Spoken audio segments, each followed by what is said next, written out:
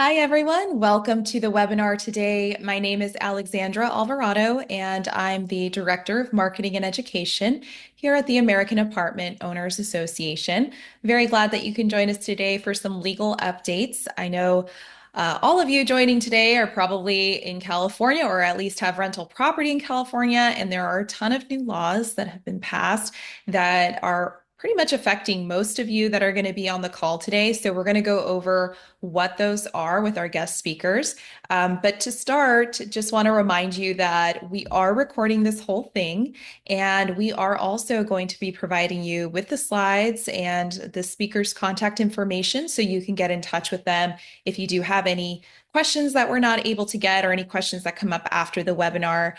We will have time at the end for Q&A, so put your questions in that Q&A box, not the chat. Make sure that you are really putting them in that Q&A because we might miss them. I know we're going to get a ton of questions, and so we want to make sure that we're able to see them all, and they can totally get lost in the chat. So please put them in the Q&A. So briefly, I did want to launch a quick poll question just so that we can get to know you guys a little bit better.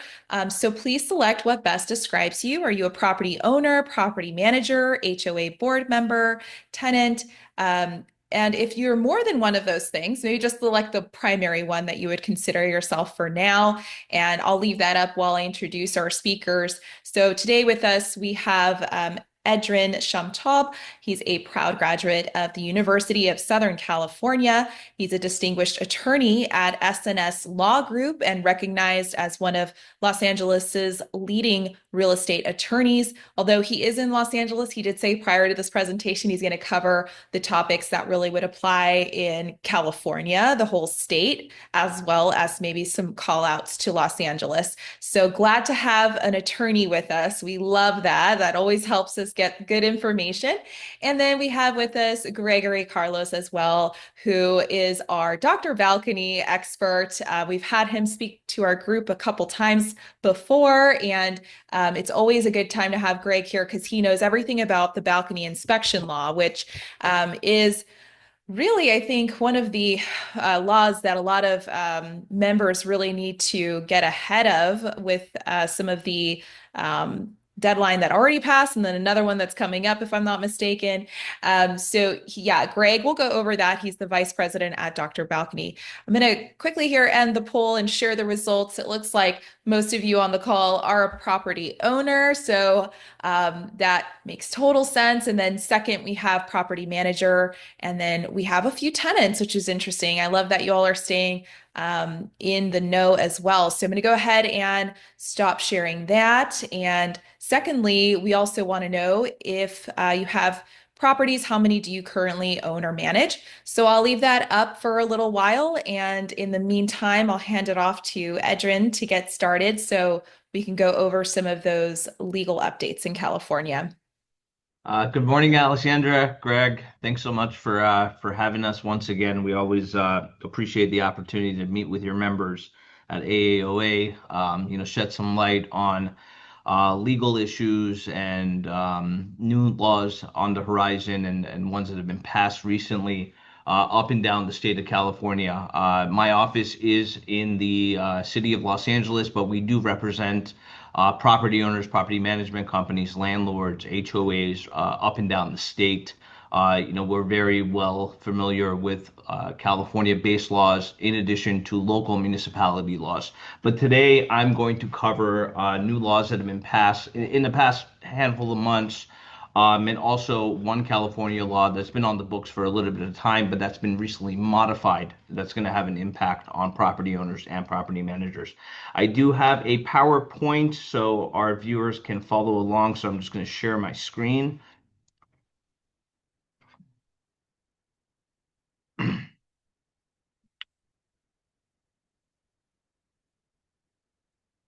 And there we go. So I'm with SNS Law Group. I'm a real estate attorney. I've been practicing for 11 years. Uh, my office focuses on real estate litigation. We do a ton of landlord-tenant law. We do a lot of evictions and unlawful detainer cases, and we do real estate cases that involve title issues. But primarily, we represent large landlords, large property management companies, and we help them stay in compliance and make sure that they can put their properties to good business use.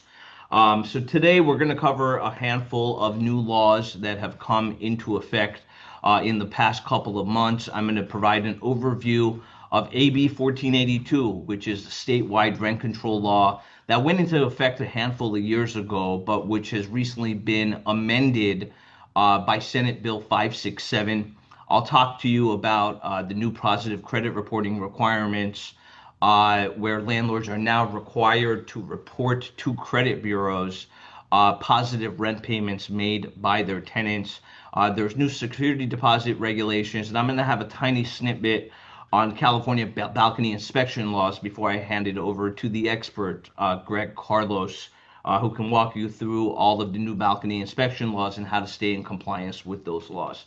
So let's talk about AB 1482. It's a law that went into effect in 2020. Before the enactment of the law, which is a rent control measure, almost all rent control measures were within the purview of local cities. So City of Los Angeles, Culver City, Santa Monica, up north as well, in San Francisco and Santa Clara, those laws were typically regulated by local municipalities. In 2019, the state came out and said, hey, we need to have uniform laws that protect tenants. The specifics on AB 1482, essentially what it does, it has two applications. First, it requires just cause for evictions. In other words, it limits a landlord's ability to evict a tenant who is on a month-to-month tenancy. Secondly, it imposes a rent cap on the landlord's ability to increase rent annually. So let's talk about the first element of the law, which is the just cause eviction protections. I've been doing this for 11 years, and I remember the golden era where landlords were free to do what they wanted with their rental properties. If they had a tenant who was on a month-to-month lease, for instance, they've had a 1-year lease that's expired and it's rolled over to a month-to-month tenancy. In the good old years, the landlord would just have to issue a 60-day notice, did not have to provide any reason whatsoever, and just notify the tenant that, hey, I want my property back and you got to go. Well, AB 1482 modified that right. Now what's required of multifamily properties, so this applies to multifamily properties generally, you have to have a specific reason to evict a tenant. You can no longer just say, hey, you're on a month to month, you got to get out of my property. You have to have what's called just cause. Just cause is broken down into two separate categories under the Tenant Protection Act, under AP 1482. There's one category that's called an at-fault just cause eviction, and then the other category is a no-fault just cause eviction. The at-fault category is essentially grounded in something that the tenant has done wrong. The law allows you to evict a tenant if they have done certain things wrong. For instance, if they have failed to pay rent, that constitutes an at-fault just cause reason for an eviction. If they have breached a lease agreement in another way, for instance, if they brought in an unauthorized occupant or if they've caused damage to the property, if they have not maintained insurance on the property, if they've brought in prohibited items like water beds into the property, and that constitutes a breach of the lease agreement, you are able to evict your tenant based off of those reasons. Okay, and that's historically been the case. If a tenant breaches a lease agreement, you can get him out. But now this law specifies that these are the only ways that you can get a tenant out. You can no longer just issue a 60-day notice and say bye-bye to them. The other category is a no-fault eviction. The law allows landlords to evict tenants in situations where the tenant has not done anything wrong. For instance, if the landlord wants to move into the property himself or herself, they can do an owner occupancy eviction and tell the tenant, hey, I want my property back because I want to move in, or one of my close family members wants to move in to the property. You can also remove a tenant under a no-fault eviction for substantial renovation. If you have a property and you want to do electrical work or mechanical work or structural work to the property, you're allowed to issue a 60-day notice to the tenant and say, you have to go because I want to renovate my property. And then finally, under the no fault category is an Ellis Act removal. The Ellis Act is a law that was passed many decades ago that allows a landlord to essentially exit the rental market. You basically go to the tenant and say, I don't want to rent the property to anyone anymore. And the Tenant Protection Act, AB 1482, gives you a right to remove the tenant if you no longer wish to participate in the rental market. So that's a bird eye view of what the Tenant Protection Act allows for just cause eviction. The second side of it is the rent cap. Oh, I'm sorry. Before we get into that, let me talk to you about Senate Bill 567 because it actually ties into the Tenant Protection Act and what I just talked to you about in terms of no fault evictions, no fault just cause evictions. As I mentioned, under no fault just cause evictions, you can remove a tenant for owner occupancy, for substantial renovations, and for Ellis Act removals.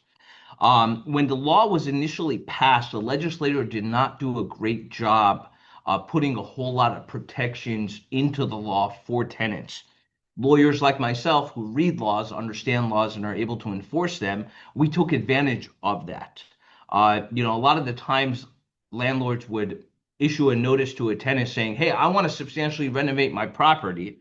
And they would issue the notice and the tenant would go, but the landlord in that situation would not follow up with actually conducting the work. They would get the tenant out, but they wouldn't acquire the permits, they wouldn't hire the contractors, they wouldn't get the job done. Under an owner occupancy, they would say, hey, you got to go because my daughter wants to move into the property. After the tenant leaves, nobody would move into the property. Okay. What Senate Bill 567 does, it strengthens the protections for the tenants for no fault evictions. For instance, for owner move-ins, the law now requires that the owner move into the property within within 90 days of the tenant vacating the property. The prior version of the law did not require that. The law now requires the owners to live in the property for a minimum of 1 year. The prior version of the law did not require that. On the substantial renovation front, as I stated earlier, a lot of landlords would issue the notices and just not do the work. Well, now the law, pursuant to Senate Bill 567, requires landlords upfront to obtain permits for the work to be conducted. They have to also specify the nature of the work in the 60-day notice to vacate that's issued to the tenant. Lastly, they have to actually conduct the work.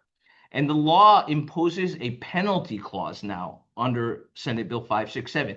If you don't end up doing the work, although the tenant has vacated and you don't do it in time within the time specified in your permit application, the tenant is allowed to move back into the property. You have to go hunt down the tenant and say, hey, I didn't do the work. You can come back if you want. And you have to offer them the property at the same rental rate they were paying at the time they were evicted. Same thing with owner move-ins. If you don't move in, you have to go back to the tenant and say, hey, here's your opportunity. You have an option to come back at the same rental rate. And then finally, withdrawal of the property from the rental market. In the prior version of the law wasn't very specific as to what the landlord had to do to qualify for the Ellis Act removal. Now it does. Now it specifies the forms and the documents and the procedural framework for the landlord to remove the property from the rental market in its entirety. So overall, 567, Senate Bill 567 strengthens protections for tenants and specifies the requirements that a landlord has to follow to conduct a no-fault eviction, a no-fault just cause eviction. So that's AB 1482. Let's switch gears and talk about positive credit reporting under Assembly Bill 2747. This is a law that was passed in January of this year. Many of my landlord clients were unaware of the existence and the passage of this law. What the law provides is that certain landlords must provide notice to their tenants of their right to have positive rent payments, actual rent payments, reported to credit agencies. Okay, so you have to give a notice to a tenant and say, hey, you got the option for us, the landlord or the property management company, to report your positive rent payments to TransUnion, for instance. The law applies to landlords, and it's a little bit, the way it's drafted by the legislator, it's not a model for clarity, but essentially it boils down to if you own one property that has more than 15 units, you have to provide the notice to your tenant of their option to have their positive rent payments reported. If you own more than one property, so for instance, if you own two properties and you own those properties through a corporation, you have an obligation to notify the tenant of their right to have their positive rent payments reported to the credit agency. And this is why in the past I've always told my landlord clients, when they acquire property, when they hold property, do not hold the property through a corporation. Most of the time, under these general California laws, a lot of the times LLCs are exempt from the obligations imposed by the law. For instance, in this situation, if you own two properties but you own them through an LLC, you're exempt from the law. However, if you own the two properties through a corporation, you're subject to the law and you have to notify your tenant. The deadline to report has actually passed. It was April 1st, 2025. So if you haven't done that and the law does apply to you, go ahead and issue the notice to them, advising them of the right to have their positive rent payments reported to the credit bureaus. And one other snippet on this. The April 1st deadline applies to current tenants. So you have to send them a notice. For new tenancy, so imagine that you sign a new lease agreement today with a tenant. You must provide the option for positive credit reporting in a lease addendum that is now required to be attached to the lease and signed concurrently with the lease agreement. So make sure if you have new tenancies, you're adding the new positive credit reporting addendum to your lease agreements. New security deposit laws. It's actually not relatively new. It went into effect a couple months ago.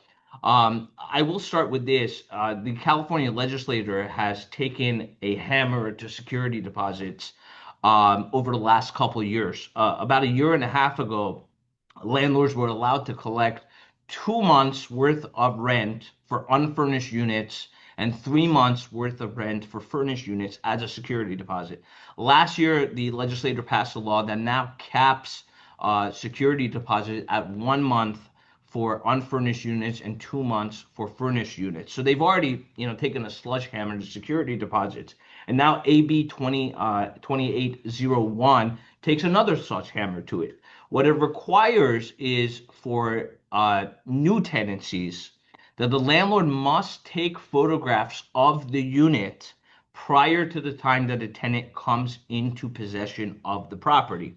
And then the landlord has to take additional photographs of the unit at the time the tenant vacates. And then when you're doing your security deposit itemization, you have to include both the pre-move-in and the post-move-out photographs in support of the deductions that you're making to the security deposit.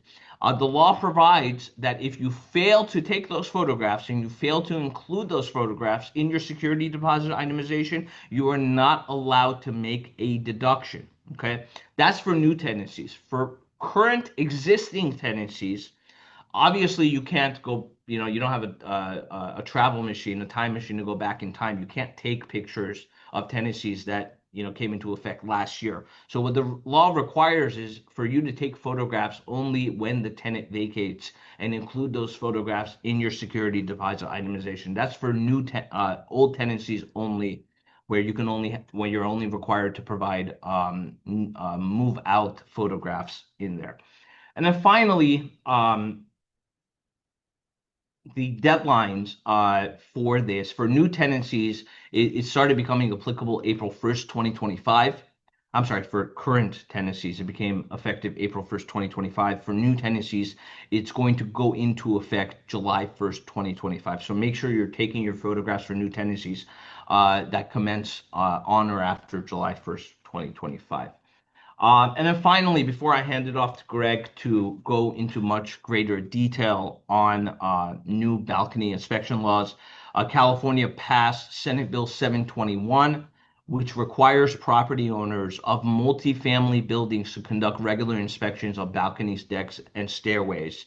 And I'm keeping this simple. I'll allow Greg to go into much greater detail in terms of what the law requires in just a second. The inspection must occur every 6 years, and it has to be completed by a qualified safety inspector, such as Dr. Balcony.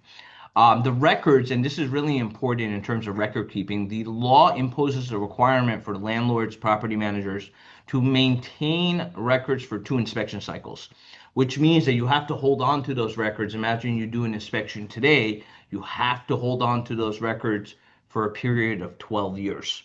The next inspection that you do 6 years from now, you have to hold on to those records for an additional 12 years. So it kind of just strings along as time moves on. And what I can tell you is make sure that you're compliant with the balcony inspection laws. There's penalties imposed by the law for failure to comply. And also, what you don't want to happen, and it's more of a liability issue rather than a penalty issue from a governmental agency, you don't want a tenant to be on a hazardous balcony. God forbid there's an accident, they get injured, and a lawyer like me or a tenant's attorney comes through discovery and said, show me your inspections, show me your inspection reports.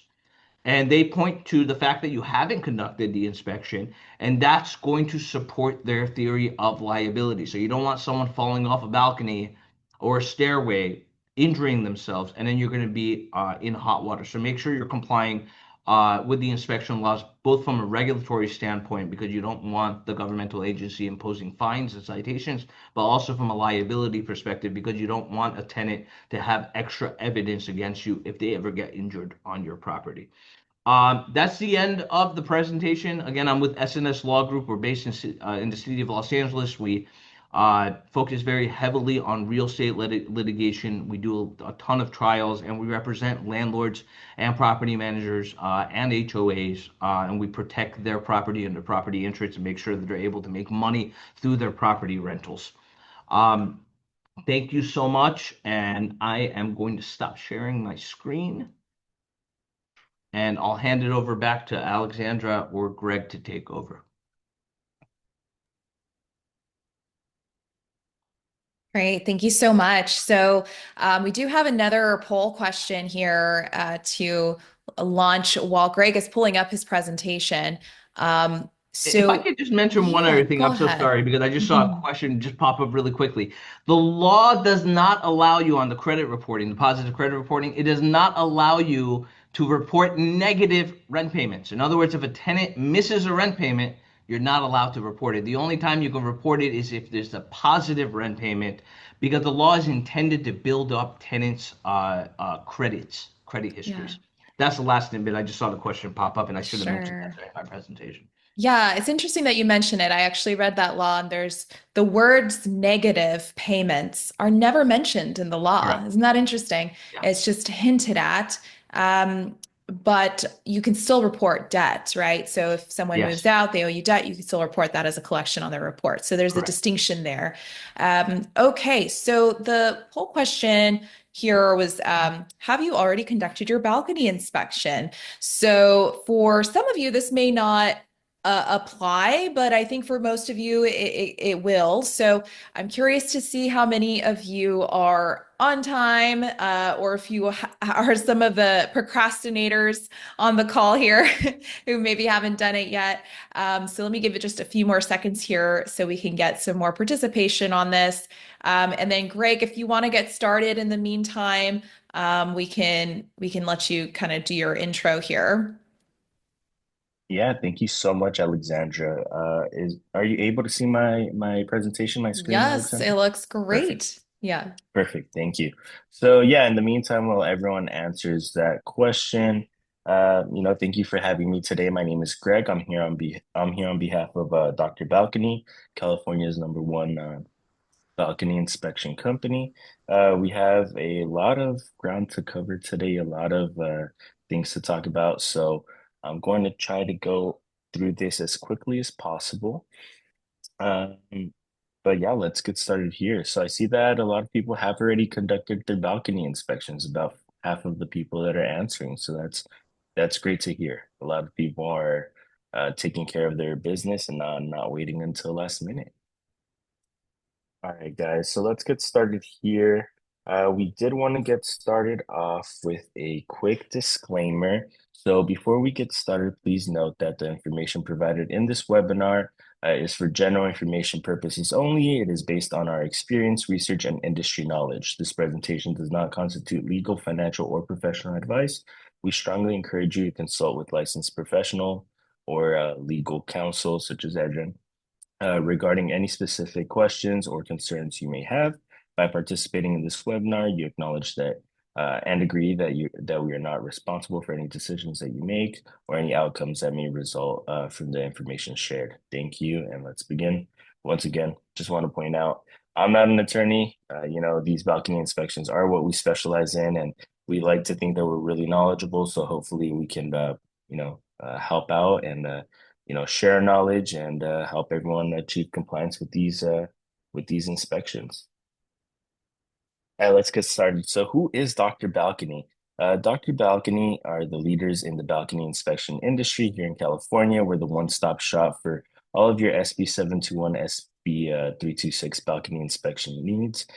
We've helped over 5,000 properties achieve compliance with the SB 721 and SB 326 ordinances, and we have a best price guarantee as well, where we're so confident in our pricing that if you do happen to find anyone that provides you a better price out there, we're always going to beat that price by 20%, right? That's how confident we are in our pricing.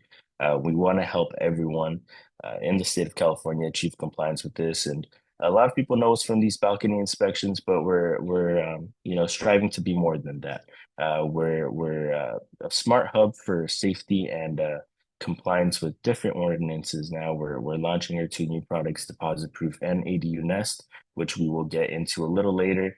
We receive feedback from our clients, from our friends in the property management and homeowner industry, and ask them, what do you need help with? And this is what we came up with. So yeah, really excited to talk about this today. Let's get started.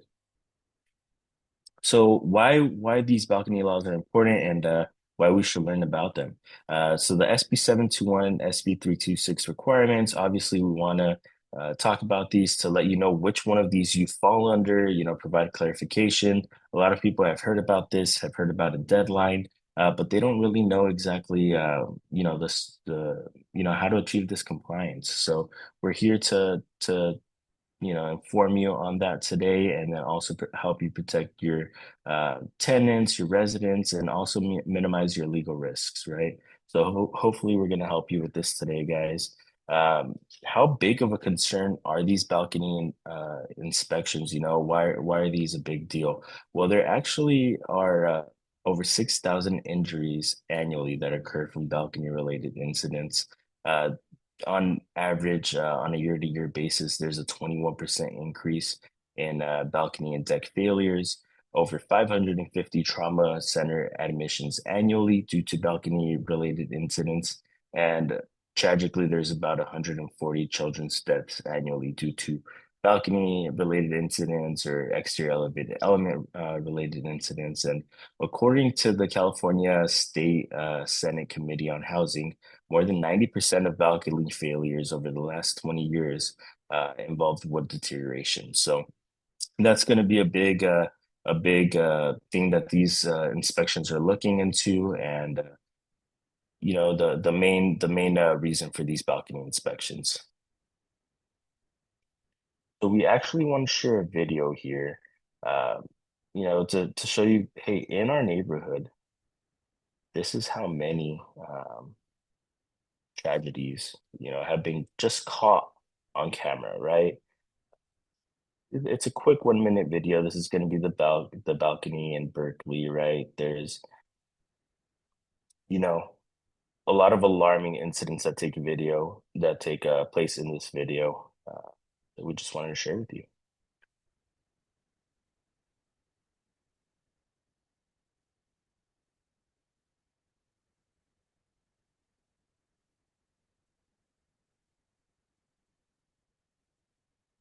This is here in Malibu, right in our backyard.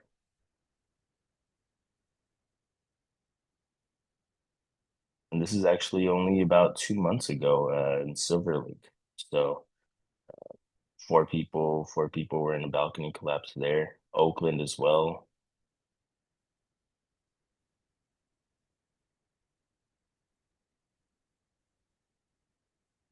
right, guys. So just wanted to tell you, if you're asking yourself why do these balcony laws exist? Why do we have to comply? It's only a one-off incident. Just wanted to show you, hey, it's a little more than that. There's going to be, multiple incidents like this. So why these laws even started, right? So that first incident that you saw in that video was the 2015 Berkeley balcony collapse. This is what caused these SB 721, SB 326 ordinances. So in 2015, tragically, a balcony collapsed, sending 13 young adults plummeting 40 feet to the ground. Six of these young adults were tragically killed, and seven of them were seriously injured. After further investigation into what caused this collapse, the building was only 9 years old, but it was due to extensive dry rot, right? And because of this, the SB 721 and SB 326 legislations were passed. And once again, the big thing I like to point out here is it's like the building was only 9 years old. Everyone would consider that a pretty new building, right? But that was still enough time for dry rot to be formed here.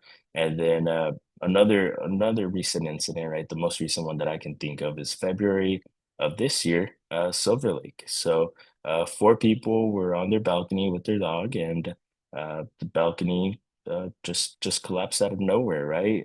Thankfully, there was a balcony directly under this third floor balcony that caught the fall and prevented it from being a lot worse, right? No one died, which was a positive, but there were serious injuries, right? There was broken arm. Uh, and so I know a lot of people say, hey, this isn't going to happen to me, but it is a big cause of concern, guys. It's happening in our neighborhood. It's happening all around us. So SB 721 versus SB 326, which one of these applies to you? So SB 721 is for apartments and multifamily dwelling units with three or more units. The deadline for this inspection was the beginning of this year, January 1st, 2025, but it was extended 1 year. So everyone that has not had their inspection done, you do have until the end of this year to have that inspection done. The sample size that is required for this ordinance is 15%. So if you have 100 balconies, you have to inspect 15 of them minimum. If you have 100 stairways, you have to inspect 15 of them, right? And you have to do these inspections every 6 years. The people that can do these inspections are a structural engineer, an architect, a general contractor, a certified home inspector. They have to have specific licensing, but you do, there is a variety of people that can conduct these inspections. Uh, and you have to keep this report with you for the next 12 years. This is a big question that we have, which is what do I do with my report after I receive it? Well, if you do pass, which hopefully a lot of you do, you're going to have to keep this in your records for 12 years, right? A lot of cities aren't asking for these passing reports yet, but they're asking for you to keep it for 2 cycles. So that way, they can ask for them in the future once they have everything, settled on how they're going to track these inspections. The SB 326 is also for three or more units. This one applies to condominiums and HOAs. And the deadline for this ordinance, a lot of people think it got extended as well, but the big thing here is that it did not get extended, guys. So the deadline for the SB 326, if you live at any HOA or condo, it did pass already. It was the end of last year. For this ordinance, you do have to have all exterior elevated elements inspected. The law technically says 95% confidence in the building as a whole. A lot of companies are just going to inspect 100%. That's what we do. Because this is a much more thorough inspection, having to inspect all exterior elevated elements, you only have to get this done every 9 years, as opposed to every 6 years for the SB 721. And who can do these inspections? Architects or structural engineers only. And you have to keep this once again for 2 cycles, 18 years, right? But the big thing that we want to focus on here and mention is if you have not done your inspection for the SB 326, if you have a condo or an HOA and your HOA has not gotten on it, you're out of compliance, right? You're not going to be able to sell your condo as of right now. You're gonna have a yeah, a lot of different problems potentially being dropped by your insurance. So definitely, even if your HOA isn't complying, right? You make sure you're in compliance, right? Make sure your specific unit gets an inspection, right? Because you don't want to be out of compliance. So, though a lot of people know these as the balcony inspection laws, they're not just for balcony inspections, they're for exterior elevated elements. So, an exterior elevated element is anything that is 6 feet above the ground, such as a balcony, walkway, deck, porch, stair, landing. Anything that's above 6 feet off the ground has a walking surface meant to be walked on, relies partially or wholly on wood for its structural support and stability, and is on the exterior of your building, is exposed to the natural elements. That's going to be an exterior elevated element, right, guys? So not just balconies. Here we have a couple of examples of exterior elevated elements. In the red, you're going to see that roof overhang on the top left. This is not an exterior elevated element because though it may have a walking surface or you can walk on it, it's 6 feet above the ground, it's not meant to be walked on, right? So this is going to be, exempt from inspection. Also, those middle balconies that you see in the red as well, those are considered Juliet balconies. Those do not have a walking surface. They're not meant to be walked on. They're simply for decorative purposes, and therefore you do not have to get these inspected. So if you only have this type of balcony, you're all good. You don't have to have an inspection done. Now, on the left, we have cantilevered balconies where they're protruding from the building, right? They're extending from the building. These everyone's in agreement. You have to have these inspections done. The ones that cause a little more confusion are going to be on the right side, where they're not, sticking out from the building, but they're still on the exterior. They're still 6 feet above the ground. They still have a walking surface. They still rely on wood. They meet all criteria. So these are also going to be exterior elevated elements and have to be inspected as well. Some more examples, right? Entry to buildings, such as the one on the left, right? A lot of people call us and say, "Oh, I just have a small little landing right before my unit." This also applies as an exterior elevated element. The more traditional one that you're going to see is going to be in the middle, which is going to be walkways, with stairs. Though those walkways are concrete from the top and from the bottom, there is stucco. You may not be able to see the wood as clearly as you do as in the photo on the left. Inside of that stucco, there is going to be wood that has to be inspected. So this is also an exterior elevated element. I like that photo on the right because though a lot of people are going to think this is also an exterior elevated element, the photo on the right is actually completely concrete and metal, and therefore this would be exempt from inspection, right? So as pointed there at the bottom, if it's 100% metal or concrete, you are exempted. But even if you have those concrete and metal stairs, like shown in the middle photo, if it leads up to something that has stucco and wood, you're going to need to have that inspection done. The warning signs that you should check for, right, to see, hey, potentially there could be something here. My balcony or my exterior elevated elements may not be in the safest conditions. Cracks, rust, unstable railings, right? Um, any water staining. Also, we found that a lot of properties that are adjacent to bodies of water, those are going to need those inspections a little more often, just because there's extra moisture in the air, and this is going to cause moisture penetration into your balcony some way or another, and uh, is going to eventually take its toll on that exterior elevator element. I really like this inspection that we did here, using it as an example, guys. As you can see in the first photo, right, this balcony looked completely normal. The balcony actually had very little warning signs. We saw some minor water staining from the exterior, but nothing crazy. Uh, and therefore, the owner was debating, hey, should I have a purely visual inspection, or should I go with that visual plus the uh, the drilling method, which we'll get into in a bit. We Dr. Balcony uses a drilling method where we're going to stick a borescope camera into that balcony, and we're going to take a look at what's going on the inside, right? We're not just going to trust that visual inspection.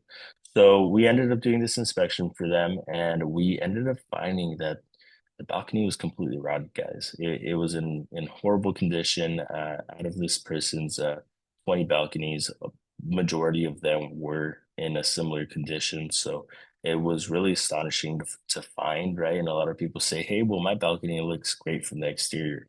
Well, until we get in there, you can't really know, right? And then thankfully we did this inspection, we caught everything. We actually helped this person with the permitting application as well, where Dr. Balcony is always going to try to find the simplest solution, salvage as much of that previous balcony as we can. And that's exactly what we did. Now it looks like it does in the third photo, where you can see there was some joist sistering there, so we can save and preserve what we could from that previous structure, helping you save as much money on that job as possible. And once we did those permits and once we received those RTIs from the city, they hired a contractor from our network. They had their construction done, and now they're going to be in full compliance.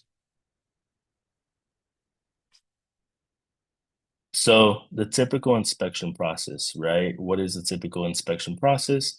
Uh, Typically, you call up a company such as Dr. Balcony. We do this free of charge, but we will give you a free proposal, right? Uh, After that, the inspector will go out there. They'll determine a baseline of how many exterior elevated elements need to be inspected for compliance. If the structure is open already, if you're able to see the wood and the joists and everything from the exterior, typically there's just going to be a visual inspection. Is very simple, very straightforward. If the exterior elevated elements do have stucco underneath them, we do have our patented intrusive testing, which is going to be drilling small holes about the size of a nickel, inserting a borescope camera, taking detailed images of what's inside of your balcony or exterior elevated element. And those photos are obviously going to be provided to you during your report. A lot of people really love that inspection method, because we're not just going to say, hey, there's rotting here, right? We're going to show you the photos so you can see for yourself, and we're going to tell you exactly where that's at. So big that's a big benefit of having that inspection method with the small holes. And at the same time, you don't have to open up your entire balcony to see what's going on underneath. If hopefully you do pass, uh, you just have those small holes. So after this inspection is done, we're going to provide the client with a detailed inspection report, right? Most important thing is that this report has to have those photos, so you can see, the key defects for yourself. That is a requirement in this law, so make sure that the report does have the photos. Additionally, it has to be stamped or signed by a licensed architect, engineer, or whoever the inspector was, right? So make sure that they're taking that liability, that they're putting that stamp or that signature on that report as well. There should also be an identification of all exterior elevator elements, clear statement of the physical condition, and then also future performance, what the life expectancy is, and maintenance recommendations as well. So once again, if you pass, you're going to be in complete compliance. If you don't pass, right, what do you have to do for these failures? So non-emergency failures, the company's going to have 45 days to give you that report from the inspection date. After that, you do have 120 days, 4 months to apply for any necessary permits. Once those permits are approved by the city, you have another 120 days to do the actual repairs, right? So sometimes the city may give you an extension, but just try to get it done within that time frame. But that's what we tell a lot of people. Once you do your actual inspection, you still have quite some time to do the actual work. It's not like you have to complete the work right away. Most people, if they do have any work to do, it's going to be a non-emergency. So 120 days to apply for permits, 120 days to do the work, plus the time that it takes the permits to get approved, you're looking at nearly a year. So if you're doing your inspection now, don't worry about it. Um, even if we do find something, you still have sufficient time to plan for it and budget. Unless you have an emergency failure, which is a lot more rare. These are not as common, but if there is an emergency failure, the inspector must notify the owner and local jurisdiction within 15 days of the report completion. Immediate preventative measures must be taken for repairs. You should apply for your permits as quickly as possible, and once those permits are done, they have to, the work has to be done as quickly as possible as well. Typically, the city or the local jurisdiction is going to work with you closely for these emergency failures. Sometimes you're going to have to install temporary shoring. Other times you're going to have to prevent access. It really just depends on a case-by-case scenario. So once again, after you have that inspection done, there is a permit application process where typically most of the time the city is going to ask you for plans and designs that are going to show you how you're going to actually fix these balconies or exterior elevated elements. How are you going to fix these issues? This is where you hire a licensed architect or engineer that are going to create plans and designs that are going to show the city, hey, this is how we're going to fix this. Those plans are typically submitted by that architect or engineer, such as Dr. Balcony, to the city, and it's a little bit of a back and forth. Eventually, they'll give you something called an RTI, which is ready to issue permit approval. Once the permit is approved, at that point, you will hire a contractor to do those repairs. And a lot of people try to skip this step. A lot of people try to go from the inspection to the repairs. Hey guys, it's not legal. That's not the way that you should do this ordinance. The law clearly states, and this is a quote from the ordinance itself: all necessary permits for repair or replacement shall be obtained from the local jurisdiction. So if you do have a failure, check with your local jurisdiction first and make sure you don't need any permits before you do any repairs.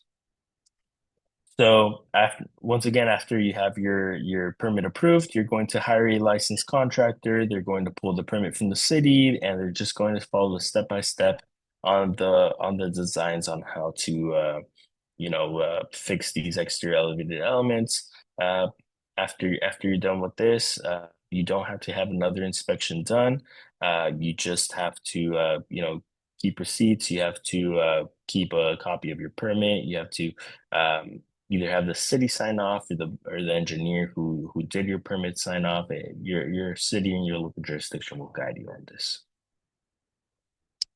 And once again, don't skip any of these steps, right? A lot of people try to do the repairs without doing the inspection, or a lot of people try to do the construction without doing the permits, right? Make sure you do the entire 3-step process. There's a lot of different outcomes that can come from skipping any step.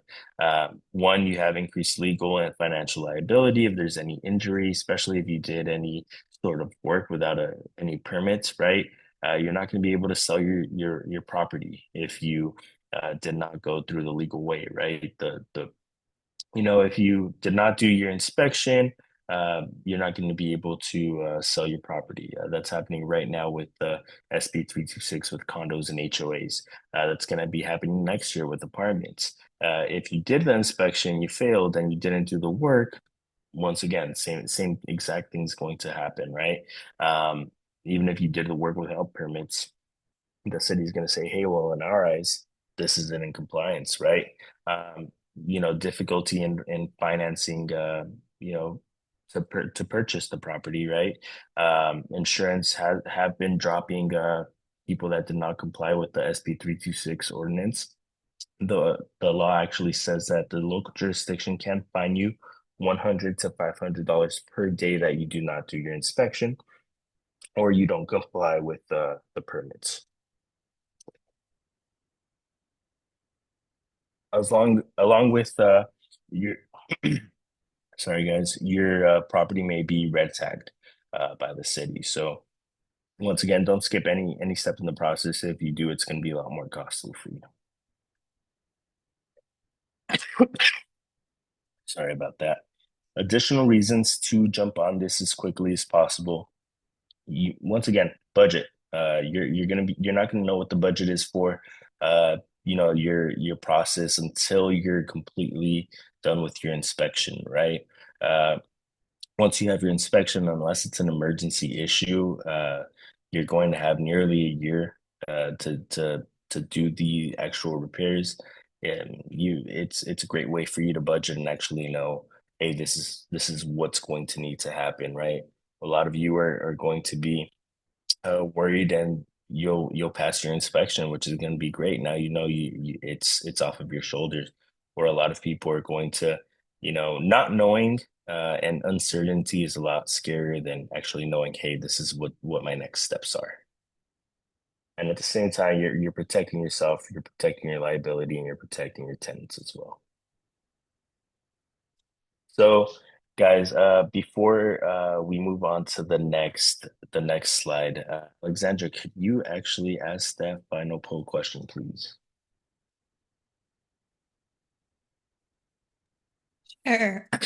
Here is the final poll question, which is if you have any exterior elevated elements, now that you know what that means, such as balconies, decks, stairways, or walkways. So, yes, 1 to 10 units. So 1 to 10 of your units have those, 11 to 30 plus units if you have like a larger sort of portfolio. No, or I don't know. If you say I don't know, then that's definitely a good question to ask Dr. Balcony because they can tell you right away if you do have an exterior elevated element.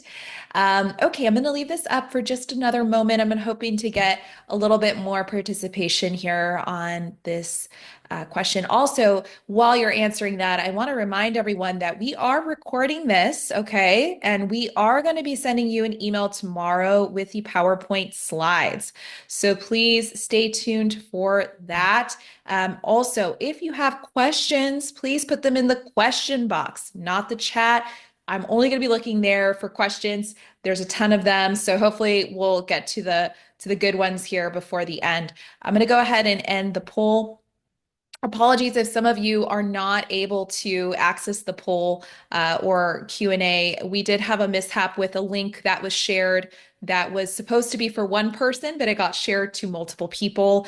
So I do apologize if you can't use that, but we'll be sure to have someone from Dr. Balcony reach out to you. If you'd like, you can put in the chat a private message to me with your name and your email address if your name is showing up as Ceza, and I'd be happy to forward that to Dr. Balcony. Just in case if you want to have your question answered after, we would need a way to get in contact with you in that case. So I'm going to go ahead and end the poll here and share the results. So we have a 33% a yes on the 1 to 10 range, 15% 11 to 30, 44% say no, 9% say I don't know. So definitely reach out to Dr. Balcony if you don't know. Yeah, thank you so much for that, Alexandra. And sorry about my cough, guys. Been a little under the weather, but yeah, once again, better to get on this as soon as possible, just for your safety, for your tenant safety, and for your legal and financial liability. So, with that being said, we're going to be moving on to deposit proof, right? So, Edrin talked about this briefly, but there is a new bill designed to create transparency when it comes to security deposit for tenants. Beginning April 1st, 2025, landlords are required to take photographs of the unit after the tenant moves out before any repairs or cleanings are done to the unit. These photos, along with an itemized statement and an explanation of the charges to the security deposit, must be sent to the tenant within a reasonable time, right? There is a second deadline as well, where for tenancies that begin in or after July 1st, 2025, the landlord must also take photos of the unit immediately before the tenancy begins. This new ordinance is designed to create transparency in these security deposits, and a lot of people don't know how to comply with this ordinance yet. It is active now, guys, starting April 1st, as you see there. And Deposit Proof, what it is that it's the premier app for compliance with the AB 2801. So it's going to store all your photos. It's going to give you guidance on how to apply with apply these photos and which photos to take, and how to be in complete compliance, right? So it's going to be really easy to track all your photos and documentation from each unit. You do have the option with your permission give to allow your tenants to actually upload the photos that you request as well. So that way it saves you a lot of time. That's the big thing. Imagine having to take these photos for every single unit, store them, consistently update them.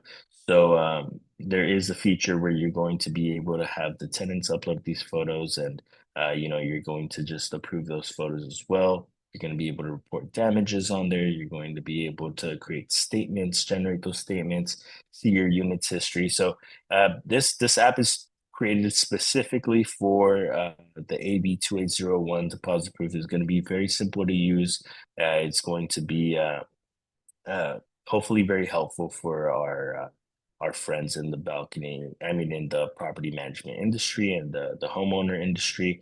We've had great feedback so far, and we actually just released it to the public. So, yeah, we'd love to hear from you guys, and we are going to offer free 6 months for all units. Right, everyone that attended here today. We're going to offer you 6 months, and we're going to be talking about that promo in just a little bit. All right, guys. So closing statements here. Dr. Balcony, right? Once again, why choose Dr. Balcony?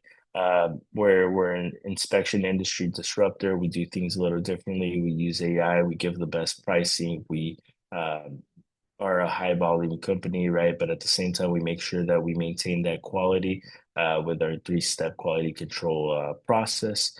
You're going to have our engineering team, our senior architect or senior engineer looking at that inspection report, and our AI looking at that inspection report as well before it goes out to you, right? We've completed over 4,000 inspections, and we've helped over 5,000 properties in total achieve compliance with these ordinances. We service all of California, from San Diego to Redding. We're the quickest report turnaround, right? We can have that report turned around to you in a couple of days if you need it. And at the same time, you have no conflict of interest. So this is really big. A lot of people don't know this, but when the law originally came out, it said don't have the same company do your inspections as the actual construction work, and this is to protect your conflict of interest, right? A company that's offering the construction work as well may find something wrong that's not really there in order to gain a construction project from you, and obviously the construction is where the money's at, right? So since then, that was amended just because there wasn't enough companies to do the actual inspections themselves. But we've kept the same policy. We're only going to do the inspection for you. We don't offer that. We're not contractors. We don't offer those repairs. So, we're going to give you a network of contractors, a list of contractors if you need them, so they can help you with your inspections. With complying with that inspection ordinance with the construction, but we're not going to do the actual work ourselves. And once again, guys, our exclusive webinar only offer 6 months free of deposit proof, 25% off your next balcony inspection, and then a free smart water bottle, right? The way that you can redeem this offer that we have for AAOA members today is email drbalcony.com or fill out our form at drbalcony.com/contact-us. In the next 48 hours, you have to provide your full name, email, phone number, and the property address, and make sure you mention the word webinar in there. If you do this, guys, once again, you'll receive 6 months free on deposit proof, 25% off your next balcony inspection, and a free smart water bottle. And even if maybe you don't have balconies or exterior elevated elements on your property, you can still take advantage of this for the water bottle and for the 6 months of deposit proof, or maybe you're not interested in the deposit proof aspect. You only want that balcony inspection. Vice versa, guys. Whatever you're interested in, right? We can provide this. And yeah, hopefully, we can help a lot of you achieve compliance with either AB 2801, SB 721, or SB 326. Once again, just email info@drbalcony.com or fill out our form at drbalcony.com/contact-us. All right. And with that, we'll get into questions, Alexandra. Wonderful. So we have plenty. We have over 100 questions. We will probably not get to all of them. I'm wondering, Edrin, do you have a hard stop at any point, or are you okay with staying a little longer? Yeah, I got about 10 minutes or so. Okay, all right. Well, let's go through that. First question, regarding that security deposit law. If you're not deducting a security deposit, is it okay to skip the photos? If you're not going to issue a security deposit itemization and just return it fully, that yeah, you can skip it. It's only required when you're doing a security deposit itemization and you got to attach the photos to demonstrate the before and after condition of the property.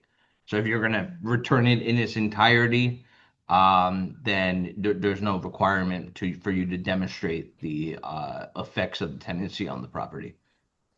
Great clarification there. So someone else asked here, oop, I must have lost it. Too many questions are coming in, guys. It's getting crazy. Hold on, let me come up back over here. Okay. The question I saw that was interesting here was, uh, okay, on an owner move-in, does it have to be the actual owner or can it be the owner's child? It's a great question. So the way that the statute defines owner, it's immediate family. So it includes spouses, it includes children, it includes grandchildren, and it includes parents. So it Okay. doesn't have to just be the actual owner on title. It could be anyone from the immediate family. Okay, good to know. Um, I have 2 units in a 4-unit building with a balcony. Does this still require an inspection? 2 units are ground level, two are above a garage with outdoor stairways. So I guess in these cases, Greg, would you suggest that they contact you and provide you like a photo or like that kind of, because I don't know if that would count as an exterior elevated Can, element. can can you repeat the question, Alexandra? Sorry. Yeah, so there's a 4-unit building with a balcony. Mhm. 2 units are ground level, two are above a garage with an outdoor stairway. Yeah, well, if that stairway has stuck over wood, 100% it's going to be, Hmm. subject to it. If it doesn't and it's only that balcony and the balcony happens to be above the garage, yeah, send us a photo, right?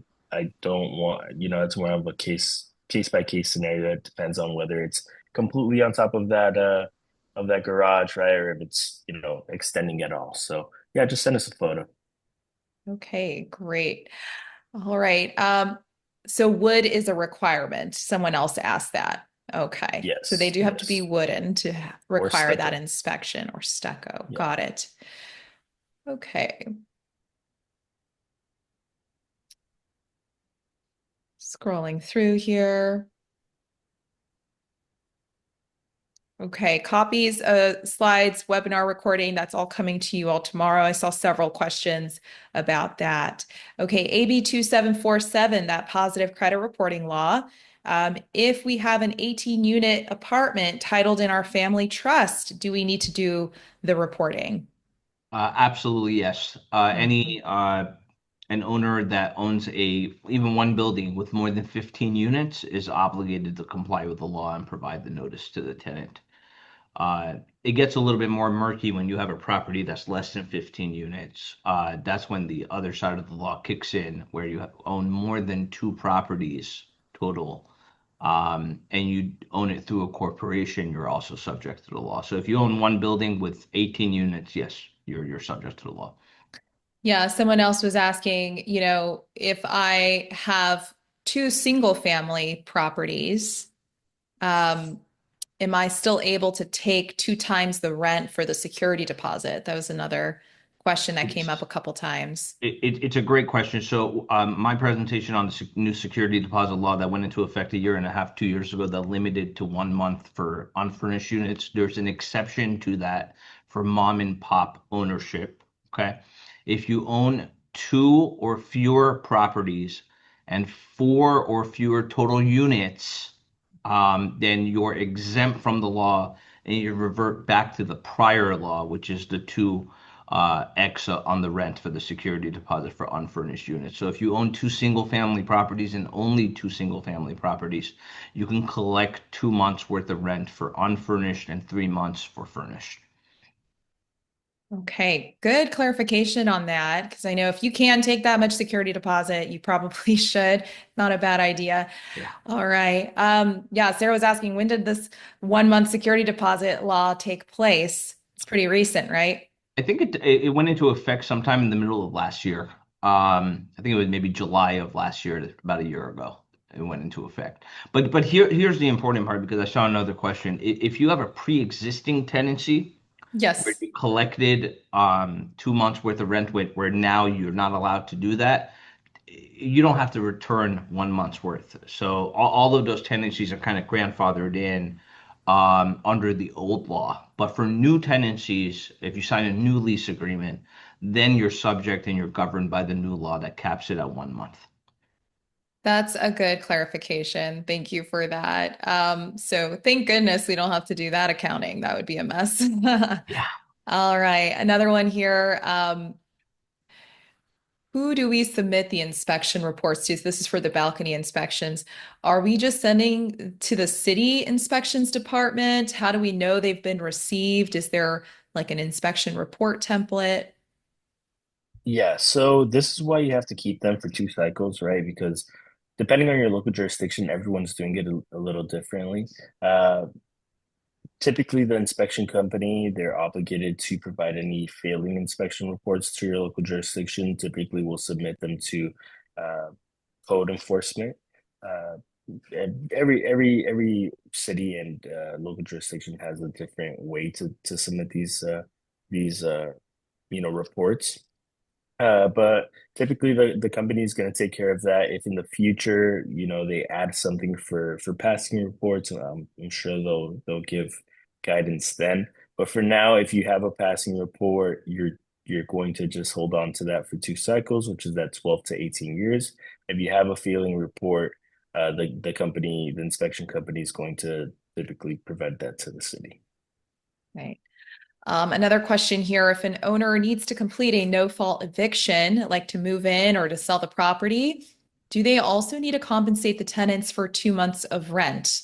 They have a 4-unit building. It's a great question, and it's actually complex. So let me clarify one thing because I saw a couple questions on this issue of selling the property.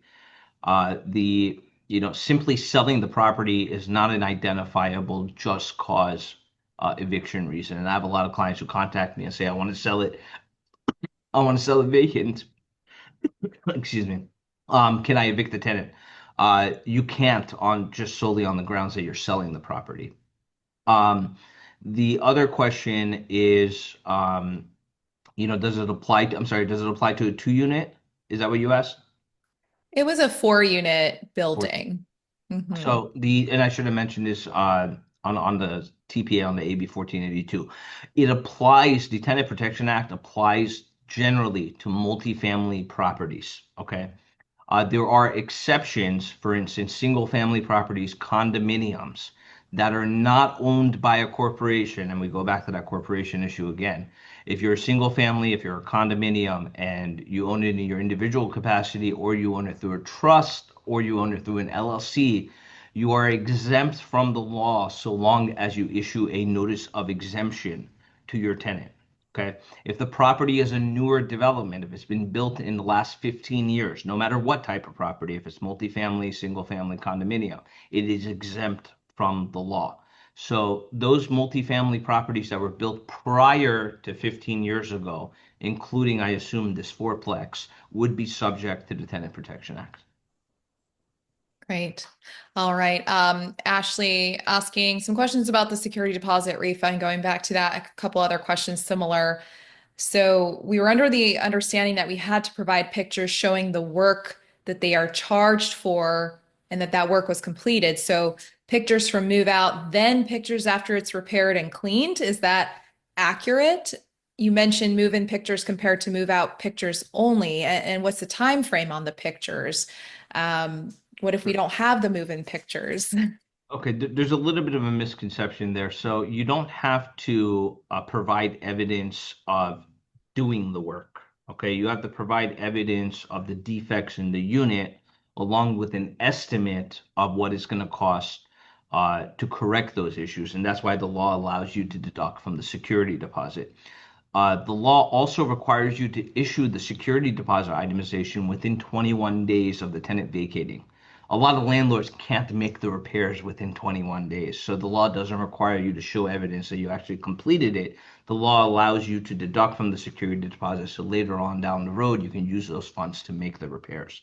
In terms of the photographs, you got to take photographs of the unit's appearance prior to tenant move-in and then the condition of the unit, pictures of the condition of the unit when the tenant vacates, and supply those pictures to the tenant so they can compare how the unit has changed in physical characteristic once they move out.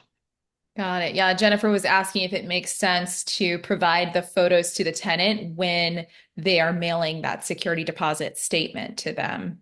Yeah, absolutely. Okay. Yes, you're required. You're required to attach it to the security deposit itemization, both the pre-move in and the post-move out photographs. Okay, good. I'm glad we cleared that up. And that is for tenancies moving forward. You would have to do the move-in photos. Okay. Correct. For balconies and staircases that have been renovated in the last 2 years, do they require to be re-inspected, or would the time of the work completed and inspected count towards that 6-year inspection cycle? So on the ordinance itself, I don't believe it says anything about those properties being exempt. The only people that can police these inspections are your local jurisdiction. So if you do want to try to get some sort of exemption, right, I would, contact them. But technically, no. The only thing that's not required to be inspected by the end of this year is any properties where the certificate of occupancy was given after 2021. So, no, there's nothing on the ordinance that would exempt you from having that inspection done. Got it. Okay. Um, Another question came in here for the attorney. It says, if a tenant is a single parent, has no employment or credit check, she's going through a divorce, is a cosigner better or a guarantor? I'm under the impression they're kind of the same thing. What about you, Edrin? Is there a difference? Those are terms of art. So let me just change the question just a little bit. A lot of landlords ask me, should I add the cosigner or the guarantor? Their one is the same. Should I Mhm. add them as an occupant of the unit, or should I just reserve them for the position of being a cosigner or guarantor? And the answer is always do not put them on the lease agreement because in terms of them signing a personal guarantee, they're already responsible for all of the obligations of the tenant. If you dump them into the lease agreement, you're creating tenancy rights for another person for no reason at all because they don't live there. And you don't want to create additional hurdles for yourself to getting them out later on because now you got to throw somebody else out that doesn't live there. So don't include them in the lease agreement, and you could just add them as a cosigner under a personal guarantee to make sure that the tenant's performance of the lease is guaranteed by the cosigner. Thank you. I'm glad you cleared that up. Another good question here about buying out the tenants if you decide to sell. So San Francisco has laws around those buyouts, but wondered whether that is an option in California at large. It is typically that's governed, well, I shouldn't say typically, it is covered by local municipalities. So San Francisco, very similar to LA, they have very stringent rent stabilization, rent control laws. Santa Monica as well, Culver City, they all do pretty much across the board. Um, there's specific requirements when you're negotiating a buyout agreement, a cash for keys agreement. Some municipalities require a minimal amount that you have to pay the tenant. Other municipalities leave it open to negotiations. Okay. If you're somewhere like Santa Monica, for instance, Santa Monica requires about $39,000, 39 grand if you want to buy out a tenant. somewhere in Los Angeles, there's no minimal requirement. If it's just a voluntary requirement, you could negotiate an agreement for $1,000 or $100,000. So the rules depend on your jurisdiction and the local municipalities. Okay. Um, Also, another question, sort of related, if you're doing substantial renovations, how long of a notice do you need to give, and do you have to pay relocation or a hotel? It's a great question. So I'm going to assume that this is a Tenant Protection Act property. It's not a property that's subject to a local rent control ordinance because the rules differ if you're in Los Angeles or San Francisco. If it's just generally a Tenant Protection Act property, you got to provide a 60-day notice. And like I said, the Senate bill alters what you have to put into that notice. You have to attach the permits, you have to specify what you're going to do. And this is one other thing I didn't mention. The work has to take longer than 30 days. And it has to be the nature of the work is such that the tenant cannot safely reside in the unit while you're doing the work. Okay. So it's a 60-day notice. You got to attach the permits. In terms of relocation payments, the TPA, the Tenant Protection Act, is actually not that bad. It only requires you to pay the tenant 1 month worth of rent. You could either pay them affirmatively or you can waive their last month of rent. If you did something like a substantial renovation eviction in a rent controlled city like Los Angeles, Santa Monica, Culver City, that number looks like 25 grand or 30 grand or 40 grand. Okay, so the Tenant Protection Act is only 1 month and it's not that bad in terms of relocation payments. Okay, that's some good news we don't usually hear. That sounds pretty straightforward. So I did see a couple people ask about roommate type of leases. So of all the laws you cover today, are there any in particular that would not apply to the roommate situation? Yeah, I keep answering with the same answer. It's a complicated question because it depends on the jurisdiction. Okay. Mm. For instance, unincorporated LA County, it has exceptions if the owner is living in the property while renting out other units or other bedrooms. Other cities don't. They don't differentiate if you're living there or not. So it depends where the property is situated, and it also depends on what type of property. Single families and condominiums are generally exempt under the Costa-Hawkins Act of 1995. They're generally exempt from local rent control ordinances. So if it's a multifamily property, it doesn't make any difference. If you live there, you're still going to be subject to the law, unless, and I keep going into the unlesses, if it's a duplex and you live in one of the units, okay, or it's a single family house and an ADU and you live in one of the units, you're exempt from the TPA as well. Depends on the property, depends on the city. Got it. Okay, that's a great distinction there. I did see that come up. Well, we've taken a lot of your time, Edrin. If you need to go, I can handle the rest of the questions with Greg. Alex, it's been a pleasure. Greg, fantastic presentation. I know a lot of people aren't aware of the balcony laws, and the state has delayed enforcement of it for some time, but I'm sure that's going to catch up pretty soon. So property owners have to start complying. I don't know how everyone keeps track. And I'm a lawyer. I don't know how everyone keeps track of all of these new laws that come up every 30 seconds that just impose more costs and more restrictions. Hopefully California wakes up because the way that it's going, being a property owner just doesn't make a whole lot of financial sense, or they're making them more and more difficult. And, my office really focuses on trying to make business operations on the property front profitable. That's what we do, and Okay. keep our clients out of trouble. So always a pleasure. Thanks for having me, guys. Thanks to your viewers and your members. And I'll see you guys soon. Great. Sounds good. Thank you so Thank you, much. Adrian. And if I could just mention Yes. one other thing, I saw a couple comments on Sure. our contact information. I'll throw Okay. that into the chat box, and we're also going to share our PowerPoint presentation, which Great. has our contact information, address, phone number, and email as well. Amazing. Yes, please put that in the chat for everyone before you head out. Appreciate it. Well, thank you so much. Take care. Yeah, no problem. Okay, so Greg, now all Yeah. things balcony. So one of the questions that came up is how much does Dr. Balcony charge for its various services? Is that something that you do mostly on an estimate basis based on like the property, or do you have like a flat fee? Maybe some context around that could help. Yeah, so we use AI. It's a calculator that we put your property address into. We put your your how many balconies, stairways, walkways you have into what I will say is you can receive a quote within 24 hours, right? So just give us a call, right? Provide us that address and it's very quick. Additionally, it's always the best price guarantee, right? So uh we're really confident in our pricing. If we for some reason you find a competitor that has best price, once again, we'll beat that by 20%. So, uh, the it's I know it sucks, but it's just a case by case Yeah, well, scenario. I did pull up your website because if you all are curious, you can go to where it says here, get a free estimate at the top.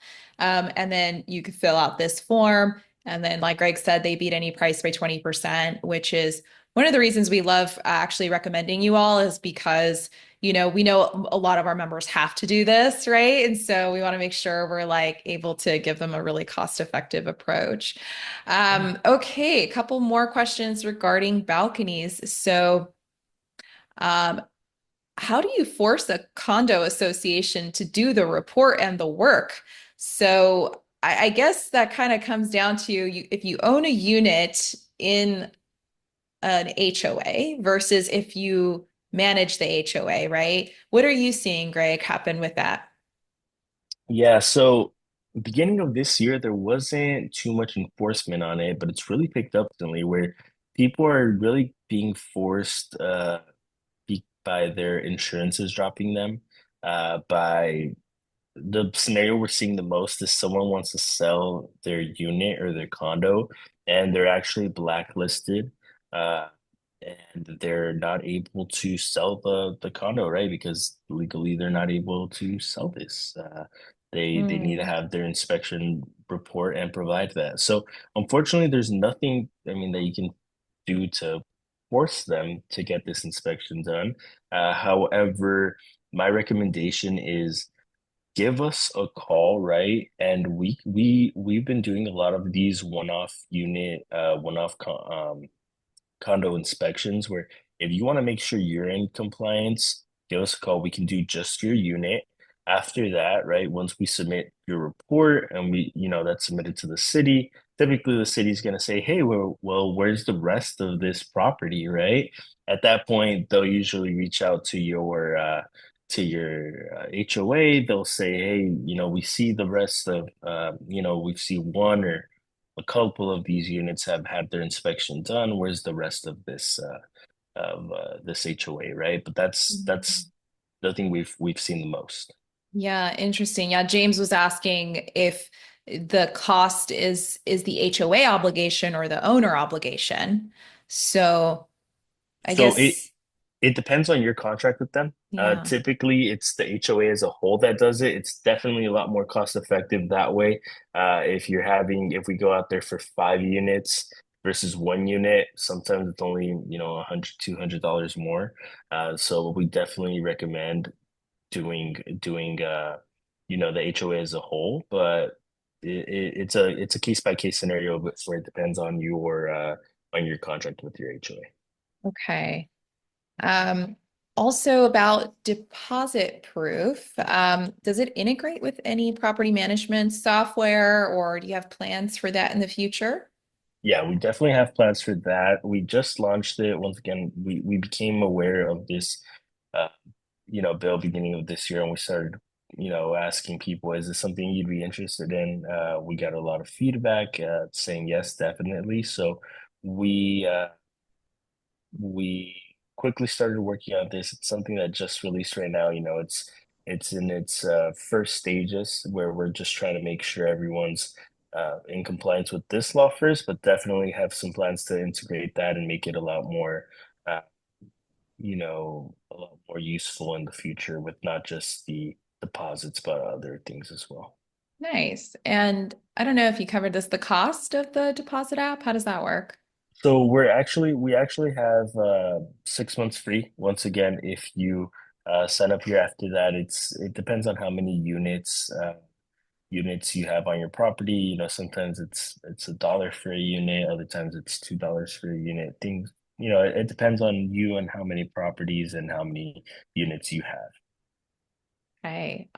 Jennifer asking, are we required to do landing and walkway inspections as well?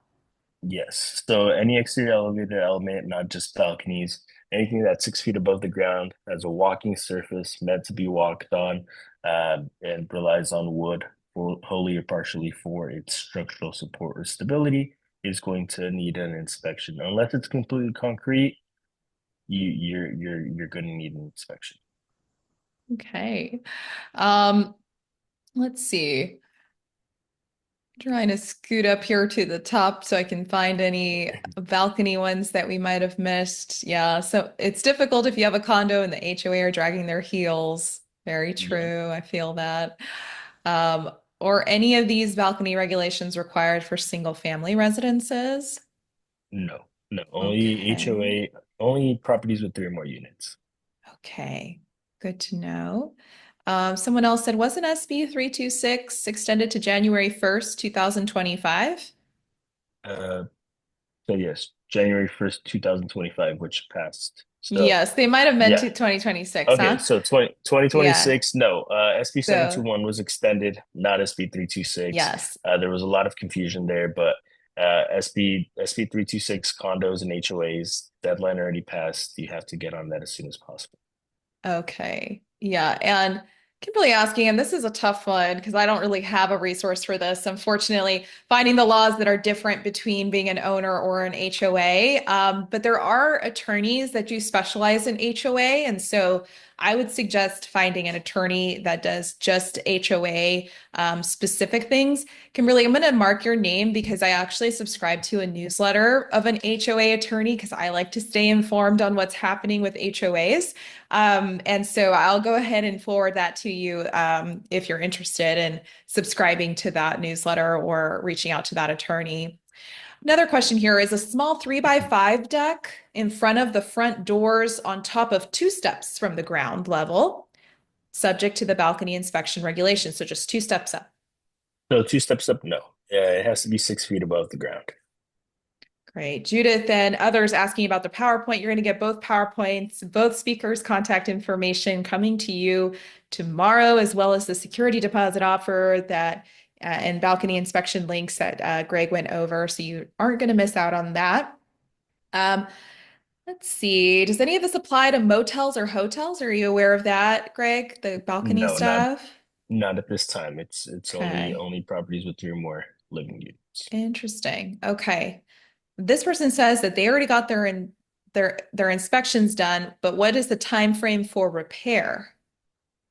So if you have a non-emergency, it's 120 days to apply for the permits, because remember, you have to have those permits before you do any sort of repairs. If you have an emergency, make sure you jump on that as quickly as possible today. Okay. And if we already know that we want to make a repair or remodel a deck, should we do that first before the inspection? No, I would always recommend, guys, it's not a bad thing to have a failing inspection, right? Especially if you already know there's going to be something that needs to be done. You're not going to be penalized for having a failing inspection as long as you're going to work on it, right? My recommendation is do that inspection first, right? Find out everything you have to do. Make sure you're doing it the proper way. After that, you'll apply for those permits, do the construction work. It's the same process. It's just we've seen people do the work first and then they miss something, and then now they're doing the inspection and now they have to go back, restart the process, and it's just a headache, right? So get that inspection done. Even if you fail, doesn't matter. You don't have to get another inspection after. You just have to make sure you apply for those permits and you do that work after that. Wonderful. For those of you who are seeing your name pop up as SEZA, SEZA, please put your email in the chat if you want me to send you anything, because we did have a little bit of a mishap where a link was shared to multiple people. And so that's why y'all are seeing your name pop up that way. So please put your emails in the chat. That's going to help us to make sure that we get this information to you, because I saw a couple people who are saying that they wanted me to send them some stuff. So thank you all for doing that. I appreciate it. Another few questions. Will Dr. Balcony patch the boroscope investigation holes? So we're actually going to use small plugs that are designed for these inspections. So not patched them up with stucco because we're going to have to use these holes in the future again, right? But they're, the plugs that we use are stable. They're going to stay in there for the duration of time. We haven't had any issues with those yet. So yeah. Great. Yeah, two people asked that. Someone else asked, must all the work on the report be completed or just the life and safety? So all the work on the report, right? If it's on a failing exterior element, you should do whatever work is recommended on that report. But once again, the plans and the permits are going to determine that. So if you do have a failing report and you have those plans are going to include everything that you have to do on that property. Gotcha. And you mentioned as well, you do the inspections, but not the repairs because that's a conflict of interest, right? I heard that right. Exactly, Okay. exactly. We can Someone had help with asked the that. permitting process, but not Mhm. the actual repairs themselves. Can you refer someone out Yeah, to the members? Okay, great. yeah. Okay. And let's see here. Triplex and Colfax, two upstairs units, stairs going up. Do we need an inspection? If they're outside, it doesn't say if they're outside. Yeah, So I mean, I'm assuming yes, just from that limited information, probably. but shoot us an email. Also, Mhm. if we don't get a chance to answer any questions here, right, please email those to us at info@drbalcony.com, and we'd love to answer them there, or maybe look at these specific, like for example, this question or the one we had earlier, where it's specific to that one property. Feel free to send that to us, guys. We'll send you a water bottle as a thank you as well. That pretty smart water bottle. We'll also give you that promotion. And also look, answer you the question that's specific to your property. Great. Okay. And we'll end with one more here that we have. So well, I think this one is pretty clear. If you've missed the deadline for the balcony inspection and you're currently in noncompliance, what do you do? Get that inspection done. Get that inspection done, right? As quickly as you can. ASAP. Yep. All right, Yep. everyone. So please, everyone, one more time, I'm going to give you one more chance. Please put your emails in the chat so that we can make sure we have it just in case you use that link that was kind of not tracking your email registration. Sorry about that. If we do have your email, we're going to send you an email tomorrow with the recording and the slides, Greg's info, our attorney's info. We'll have in there, obviously, the full recording and all that good stuff. So thank you all for joining and sticking around for so long. This was a lot of information to cover. Greg, you did a fantastic job going through all of those balcony inspection laws. You are the balcony expert here at Thank you. AAOA. So I hope you all will reach out to Greg if you have any further questions, and I will be sending the questions out to Greg, and hopefully your team can get to some of them. We did have about 100 more to go through, so thank you. We will be in touch with you soon, and hopefully you can make it to our next webinar, everyone. That was great. Thank you so All much, right, Alexandra. everyone. Have a great day. Bye. Have a great day.